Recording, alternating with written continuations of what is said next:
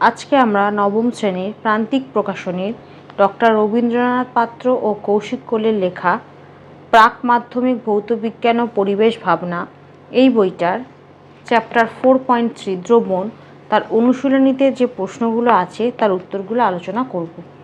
তোমাদের যদি ভিডিওগুলো ভালো লাগে তাহলে লাইক, শেয়ার ও কমেন্ট করে জানিও, আর চ্যানেলটি সাবস্ক্রাইব করো। আমার একটা ম্যাথসের চ্যানেল আছে, WB ম্যাথস ওয়ার্ল্ড। সেখানে গণিত প্রকাশের কোষে দেখি সমস্ত অঙ্কের সমাধান করে দেওয়া আছে। তার লিঙ্ক আমি এই ভিডিও ডিসক্রিপশান বক্সে দিয়ে দেবো, আর ওপরের আই বাটনে ক্লিক করো, তোমরা সেই চ্যানেলটি পেয়ে যাবে। প্রথমে বহু বিকল্প ভিত্তিক প্রশ্ন। প্রতিটি প্রশ্নের 4টি করে বিকল্প উত্তর দেওয়া আছে, যেটি ঠিক সেটি লেখো। প্রশ্ন 1, কোনটি ইমালশন? উত্তর হবে অপশন বি, দুধ। 2, জলে গ্লোবাল লবণের দ্রাব্যতার ক্ষেত্রে দ্রাব্যতা লেকটি যে উষ্ণতা পর্যন্ত ক্রমশ ওপরের দিকে ওঠে তা হলো, উত্তর হবে অপশন বি, 32.4 ডিগ্রি সেলসিয়াস। প্রশ্ন 3, জলে অতিরিক্ত দ্রবণ তৈরি করা যায় যেটি ব্যবহার করে, উত্তর হবে অপশন ডি, Na2S2O3 × 5H2O। প্রশ্ন 4, উষ্ণতা বৃদ্ধিতে জলীয় দ্রবণে কলিচুনের দ্রাব্যতা, উত্তর হবে অপশন বি, হ্রাস পায়। প্রশ্ন 5, সালফার যে দ্রাবকে দ্রবীভূত হয় সেটি হলো, উত্তর হবে অপশন সি, কার্বন ডাইসালফাইড। প্রশ্ন 6, প্রকৃত দ্রবণে দ্রাবকণার ব্যাস, উত্তর হবে অপশন বি, 10⁻⁸ সেমি এর কম। তারপর বি, অতি সংক্ষিপ্ত উত্তরভিত্তিক প্রশ্ন। একটি শব্দ বা একটি বাক্যে উত্তর দাও। প্রশ্ন 1, তরল এরোসলের উদাহরণ দাও। উত্তর হবে মেঘ। প্রশ্ন 2, জলে তেল জাতীয় ইমালশনের উদাহরণ দাও। উত্তর হবে দুধ। প্রশ্ন 3, কোলয়েড দ্রবণে দ্রাবকণাগুলির ব্যাস কত? উত্তর হবে 10⁻⁷ থেকে 10⁻⁵ সেন্টিমিটার। প্রশ্ন 4, এমন একটি কঠিন পদার্থের উদাহরণ দাও যার জলে দ্রাব্যতা উষ্ণতা বৃদ্ধির সাথে প্রায় অপরিবর্তিত থাকে। উত্তর হবে NaCl। প্রশ্ন 5, দ্রবণে ব্যাপন ক্রিয়া সংঘটিত হওয়ার কারণ কি? 98 নম্বর পাতায় এই প্রশ্ন উত্তরটা লিখবে, এখান থেকে এতটা। প্রশ্ন 6, জল ছাড়া দুটি অজৈব দ্রাবকের উদাহরণ দাও। 98 নম্বর পাতায় উত্তর হবে ইথাইল অ্যালকোহল ও মিথাইল অ্যালকোহল, এই দুটো দিয়ে দেবে। জল ছাড়া আরও দুটো অজৈব দ্রাবকের উদাহরণ হচ্ছে ইথাইল অ্যালকোহল আর মিথাইল অ্যালকোহল। প্রশ্ন 7, আইসক্রিমে কোন সংরক্ষক কোলয়েড ব্যবহার করা হয়? উত্তর হবে ইমালশন। তারপর শূন্যস্থান পূরণ করো। প্রশ্ন 1, কলয়েডীয় সালফার প্রস্তুতিতে H2SO4 যুক্ত ড্যাশ ব্যবহার করা হয়। উত্তর হবে Na2S2O3। এর ফুল ফর্মটা হচ্ছে সোডিয়াম থায়োসালফেট। Na2S2O3 এর ফুল ফর্মটা হচ্ছে সোডিয়াম থায়োসালফেট। প্রশ্ন 2, স্টার্চ জলে দ্রবীভূত হয়ে ড্যাশ দ্রবণ সৃষ্টি করে। উত্তর হবে কলয়েডীয়। প্রশ্ন 3, যে কলয়েডের বিস্তৃত দশা কঠিন ও বিস্তার মাধ্যম তরল তাদের ড্যাশ বলে। উত্তর হবে সল। প্রশ্ন 4, ঝামা পাথরের ক্ষেত্রে বিস্তৃত দশা ড্যাশ এবং বিস্তার মাধ্যম ড্যাশ। প্রথমে হবে গ্যাস, তারপর হচ্ছে কঠিন, মানে বিস্তৃত দশা গ্যাস এবং বিস্তার মাধ্যম কঠিন। প্রশ্ন 5, দ্রাব্যতা লেখ অঙ্কন করার সময় লেখ কাগজে এক্স অক্ষ বরাবর ড্যাশ ও ওয়াই অক্ষ বরাবর ড্যাশ ধরা হয়। উত্তর হবে এক্স অক্ষ বরাবর উষ্ণতা ও ওয়াই অক্ষ বরাবর দ্রাব্যতা ধরা হয়। প্রশ্ন 6, সাধারণত উষ্ণতা বাড়লে সম্পৃক্ত দ্রবণ ড্যাশ দ্রবণে পরিণত হয়। উত্তর হবে অসম্পৃক্ত দ্রবণে পরিণত হয়। তারপর সত্য ও মিথ্যা নিরূপণ করো। প্রশ্ন 1, কোলয়েড একটি দ্বিদশা বিশিষ্ট অসমসত্ব মিশ্রণ, এটা সত্য। 2, উষ্ণতার মান বৃদ্ধি পেলে কোনো তরলে গ্যাসের দ্রাব্যতা হ্রাস পায়, এটাও সত্য। 3, চিনির শিল্প উৎপাদনে বীজ কেলাসের ব্যবহার আছে, এটাও সত্য। 4, ব্যাপন ক্রিয়া অভিকর্ষ বলের ওপর নির্ভরশীল, এটা মিথ্যা। তারপর বাম স্তম্ভের সঙ্গে ডান স্তম্ভে সামঞ্জস্য বিধান করো। 1, প্রকৃত দ্রবণে দ্রাবকণার ব্যাস এটা হবে অপশান ডি 0.1 nm এর থেকে সমান বা অথবা তার থেকে কম। প্রকৃত দ্রবণে দ্রাবকণার ব্যাস 0.1 nm এর সমান অথবা তার থেকে বেশি। উত্তর হবে অপশান ডি। 2 কোলয়েডীয় দ্রবণে দ্রাবকণার ব্যাস, এটা হবে অপশান সি 1 থেকে 100 nm। 3 টুথপেস্টের বিস্তার মাধ্যম, এটা হবে অপশান বি তরল। 4 দইয়ের বিস্তার মাধ্যম, এটা হবে অপশান এ কঠিন।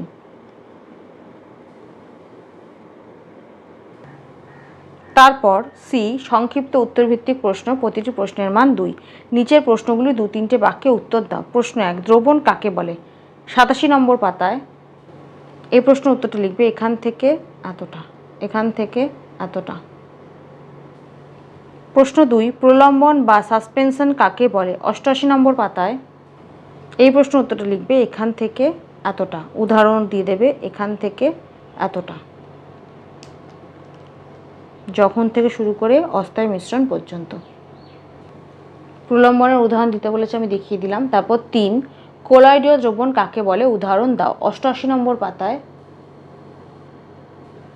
এই প্রশ্ন উত্তরটা লিখবে এখান থেকে এতটা, এখান থেকে এতটা, এখানে উদাহরণ দেওয়া আছে।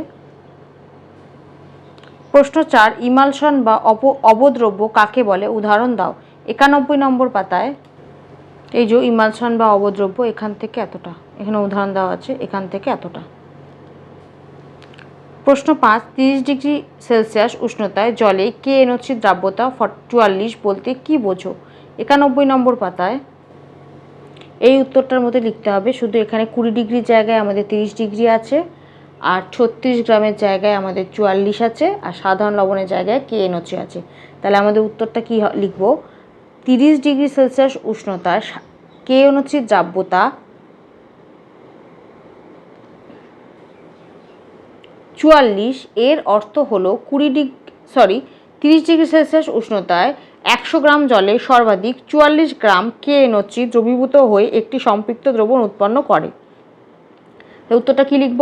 30 ডিগ্রি সেলসিয়াস উষ্ণতায় KNO3 দ্রাব্যতা 44, এর অর্থ হলো 30 ডিগ্রি সেলসিয়াস উষ্ণতায় 100 গ্রাম জলে সর্বাধিক 44 গ্রাম KNO3 দ্রবীভূত হয়ে একটি সম্পৃক্ত দ্রবণ উৎপন্ন করে। প্রশ্ন 6 উষ্ণতা বৃদ্ধিতে দ্রাব্যতা বৃদ্ধি পায় এবং উষ্ণতা বৃদ্ধিতে দ্রাব্যতা হ্রাস পায় এমন একটি করে পদার্থের নাম লেখো। উত্তর হবে উষ্ণতা বৃদ্ধিতে দ্রাব্যতা বৃদ্ধি পায় এমন একটি পদার্থের নাম হলো KNO3 এবং উষ্ণতা বৃদ্ধিতে দ্রাব্যতা হ্রাস পায় এমন একটি পদার্থের নাম হলো ক্যালসিয়াম সালফেট। এই দুটো উত্তরই পেয়ে যাবে 92 নম্বর পাতায়। একবার দেখিয়ে দিচ্ছি।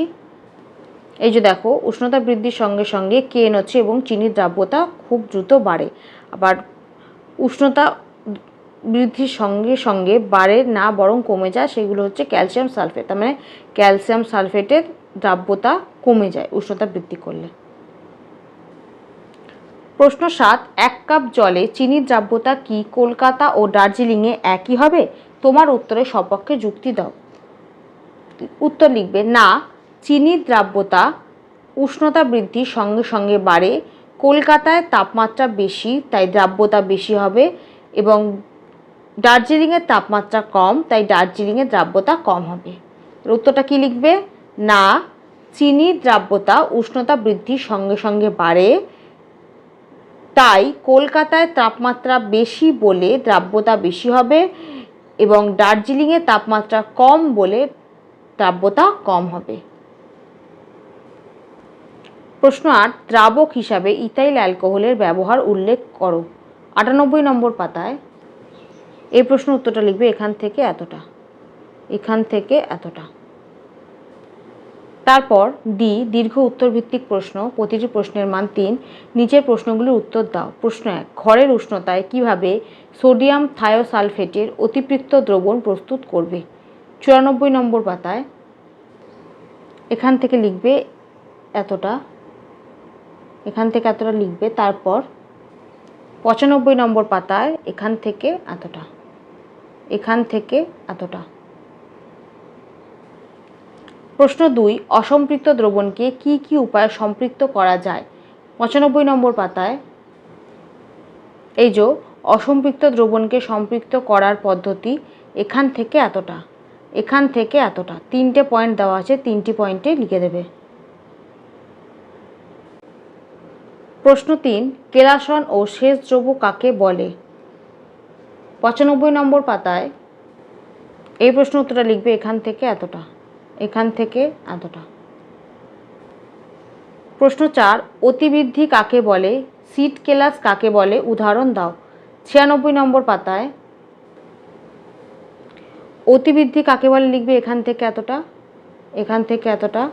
আর সিড কেলাস কাকে বলে উদাহরণ দাও, সেটা হচ্ছে সিড কেলাস কাকে বলে সেটা লিখবে এখান থেকে এতটা। আর উদাহরণ হচ্ছে 1 নম্বর উদাহরণটা দিয়ে দেবে। টোটাল লিখবে এখান থেকে এতটা। প্রথম প্রশ্নটার উত্তর লিখবে এখান থেকে এতটা, তারপরে প্রশ্ন তার উত্তর লিখবে উদাহরণ সহ এখান থেকে এতটা। প্রশ্ন 5, ইথাইল অ্যালকোহল, মিথাইল অ্যালকোহল ও অ্যাসিটোন ব্যবহারের ক্ষতিকর ব্যবহার লেখো। 98 নম্বর পাতায় এই প্রশ্নের উত্তরটা হবে এখান থেকে এতটা, এখান থেকে এতটা। প্রশ্ন 6, কোনো দ্রবণের মোলারিটি এবং গ্রাম প্রতি লিটার শক্তিমাত্রা বলতে কী বোঝো? উদাহরণ দাও। 96 নম্বর পাতায় 96 নম্বর পাতার একদম শেষে এখান থেকে এতটা লিখবে, এখান থেকে এতটা। তারপর 97 নম্বর পাতার এখান থেকে এতটা, এখান থেকে এতটা। তারপর গাণিতিক প্রশ্নাবলী, প্রতিটি প্রশ্নের মান 2 অথবা 3। প্রশ্ন 1, 30 ডিগ্রি সেলসিয়াস উষ্ণতায় একটি লবণের জলের দ্রাব্যতা 40। ওই উষ্ণতায় 30 গ্রাম পরিমাণ লবণটি সম্পৃক্ত দ্রবণ তৈরি করতে কী পরিমাণ জলের প্রয়োজন হবে? 30 ডিগ্রি সেলসিয়াসে জলে লবণের দ্রাব্যতা 40। আমরা জানি দ্রাব্যতা ইকুয়ালস টু সম্পৃক্ত দ্রবণে দ্রাবের ভর ভাগ সম্পৃক্ত দ্রবণে দ্রাবকের ভর ইন্টু 100। দ্রাবের ভর ইকুয়ালস টু 30 গ্রাম, এটা দেওয়া আছে। দ্রাবকের ভর আমরা x ধরলাম। অতএব শর্তানুসারে 40 ইকুয়ালস টু তাহলে কত হবে? 30 ভাগ x ইন্টু 100, বা x ইকুয়ালস টু 30 ভাগ 40 ইন্টু 100, বা x ইকুয়ালস টু আমরা পেলাম 75 গ্রাম। অতএব সম্পৃক্ত দ্রবণ করতে জল লাগবে 75 গ্রাম। এটাই হবে অ্যান্সার। প্রশ্ন 2, 100 ml জলীয় দ্রবণে 5.6 গ্রাম সোডিয়াম কার্বনেট দ্রবীভূত আছে। দ্রবণটির মাত্রা গ্রাম লিটার -1 মানে গ্রাম পার লিটার এককে নির্ণয় করো। 100 ml দ্রবণে সোডিয়াম কার্বনেট আছে 5.6 গ্রাম। 1 ml দ্রবণে সোডিয়াম কার্বনেট আছে 5.6 ভাগ 100 গ্রাম। অতএব 1000 ml মানে 1 লিটার দ্রবণে সোডিয়াম কার্বনেট আছে 5.6 ভাগ 100 ইন্টু 1000। কাটাকুটি করে আমাদের উত্তর আসবে 56। এখানে পয়েন্টটা তুলে নিচে 10 করে দেবে ইন্টু 10, তাহলে এখানে 1000 নিচে 1000 কেটে যাবে, তাহলে থাকছে হচ্ছে 56 গ্রাম। অতএব দ্রবণটির মাত্রা হলো 56 গ্রাম পার লিটার। এটাই হচ্ছে অ্যান্সার। প্রশ্ন 3, 20 ডিগ্রি সেলসিয়াস এবং 70 ডিগ্রি সেলসিয়াস উষ্ণতায় নাইটারের দ্রাব্যতা যথাক্রমে 30 এবং 140। 70 ডিগ্রি সেলসিয়াস উষ্ণতায় 75 গ্রাম জলকে নাইটার দ্বারা সম্পৃক্ত করা হলো। পরে ওই সম্পৃক্ত দ্রবণটির উষ্ণতা 20 ডিগ্রি সেলসিয়াস করলে কত গ্রাম নাইটার দ্রবণ থেকে পৃথক হবে? জলে KNO3 দ্রাব্যতা 20 ডিগ্রি সেলসিয়াসে 30 আর 70 ডিগ্রি সেলসিয়াসে 140। এখানে দ্রাবকের ভর বা যেটা হচ্ছে জলের ভর, সেটা হচ্ছে 75 গ্রাম প্রদত্ত। প্রথমে 20 ডিগ্রি সেলসিয়াসে ধরি দ্রাবের মানে KNO3 ভর হচ্ছে x গ্রাম। অতএব দ্রাব্যতা ইকুয়ালস টু x ভাগ 75 ইন্টু 100, বা 30 ইকুয়ালস টু দ্রাব্যতার জায়গায় আমরা 30 লিখলাম। এই যে প্রথমে যে লিখে দিয়েছিলাম এই যে 30, সেই দ্রাব্যতার জায়গায় লিখলাম 20 ডিগ্রি সেলসিয়াসে, তাহলে 30 ইকুয়ালস টু x ভাগ 75 ইন্টু 100, বা x ইকুয়ালস টু তাহলে কত হচ্ছে 30 ইন্টু 175, 30 ইন্টু 75 ভাগ 100। কাটাকুটি করে আমাদের উত্তর আসবে x ইকুয়ালস টু 22.5 গ্রাম। অতএব 20 ডিগ্রি সেলসিয়াসে সম্পৃক্ত দ্রবণে KNO3 আছে 22.5 গ্রাম। তারপর b, 70 ডিগ্রি সেলসিয়াসে ধরি দ্রাবের মানে KNO3 ভর হচ্ছে y গ্রাম। অতএব দ্রাব্যতা হবে y ভাগ 75 ইন্টু 100, বা এক্ষেত্রে তখন 70 ডিগ্রিতে 140, তাহলে 140 ইকুয়ালস টু ওয়াই ভাগ 75 ইন্টু 100, বা ওয়াই ইকুয়ালস টু 140 ইন্টু 75 ভাগ 100, বা ওয়াই ইকুয়ালস টু তাহলে কত হচ্ছে 1050 ভাগ 10, তার মানে হচ্ছে 105। এই 0 0 কেটে গেল, তাহলে হচ্ছে 105। তাহলে অতএব 70 ডিগ্রি সেলসিয়াসে ওই সম্পৃক্ত দ্রবণে কেএনও3 আছে 105 গ্রাম। অতএব ওই সম্পৃক্ত দ্রবণকে 70 ডিগ্রি সেলসিয়াস থেকে 20 ডিগ্রি সেলসিয়াস উষ্ণতায় আনলে দ্রবণ থেকে, তাহলে 105 মাইনাস আগে আমরা বের করেছিলাম 22.5, তাহলে সেটা বাদ দিতে হবে, তাহলে ইকুয়ালসটা হবে 82.5 গ্রাম কেএনও3 পৃথক হবে, মানে এতটা 82.5 গ্রাম কেএনও3 পৃথক হবে। এটাই হচ্ছে অ্যান্সার, এটাই হচ্ছে অ্যান্সার। প্রশ্ন 4, 342 আণবিক ভরযুক্ত সুক্রোজের একটি জলীয় দ্রবণের গাঢ়ত্ব 1.2 মোল পার লিটার। ওই দ্রবণে 2.5 লিটার আয়তনে দ্রবীভূত সুক্রোজের ভর নির্ণয় করো। সুক্রোজের গ্রাম আণবিক ভর ইকুয়ালস টু 342 গ্রাম, আণবিক ভর হচ্ছে তাহলে 342। অতএব 1 মোল সুক্রোজ হচ্ছে 342 গ্রাম। দ্রবণের গাঢ়ত্ব equals to 1.2 mole per litre, অর্থাৎ 1 লিটার দ্রবণে সুক্রোজ আছে 1.2 মোল। অতএব 2.5 লিটার দ্রবণে সুক্রোজ থাকবে 1.2 ইন্টু 2.5, তার মানে হচ্ছে 3 মোল। অতএব 3 মোল ইকুয়ালস টু হচ্ছে 3 ইন্টু 342 গ্রাম, বা 3 মোল ইকুয়ালস টু হচ্ছে 1026 গ্রাম। অতএব 2.5 লিটার আয়তনের দ্রবণে সুক্রোজের দ্রবীভূত ভর থাকবে 1026 গ্রাম। এটাই হচ্ছে অ্যান্সার। 2.5 লিটার আয়তনের দ্রবণে সুক্রোজের দ্রবীভূত ভর থাকবে 1026 গ্রাম। এটাই হচ্ছে অ্যান্সার। প্রশ্ন 5, 20 ডিগ্রি সেলসিয়াস উষ্ণতায় 7.6 গ্রাম চিনির সম্পৃক্ত দ্রবণে 5.1 গ্রাম চিনি দ্রবীভূত আছে। 20 ডিগ্রি সেলসিয়াস তাপমাত্রায় চিনির দ্রাব্যতা কত? 20 ডিগ্রি সেলসিয়াস উষ্ণতায় দ্রবণের ভর ইকুয়ালস টু 7.6 গ্রাম। 20 ডিগ্রি উষ্ণতায় চিনির মানে দ্রাবর ভর হচ্ছে 5.1 গ্রাম। অতএব দ্রাবকের পরিমাণ ইকুয়ালস টু হচ্ছে 7.6 মাইনাস 5.1 গ্রাম, তার মানে হচ্ছে 2.5 গ্রাম। অতএব দ্রাব্যতা ইকুয়ালস টু দ্রাবের ভর ভাগ দ্রাবকের ভর ইন্টু 100, তাহলে ইকুয়ালস টু হবে, তাহলে দ্রাবের ভর হচ্ছে 5.6 ভাগ দ্রাবকের ভর 2.5 ইন্টু 100। কাটাকুটি করে আমাদের উত্তর আসছে দ্রাব্যতা ইকুয়ালস টু 244। অতএব 20 ডিগ্রি সেলসিয়াসে ওই দ্রবণে চিনির দ্রাব্যতা হলো 244। এটাই হচ্ছে অ্যান্সার।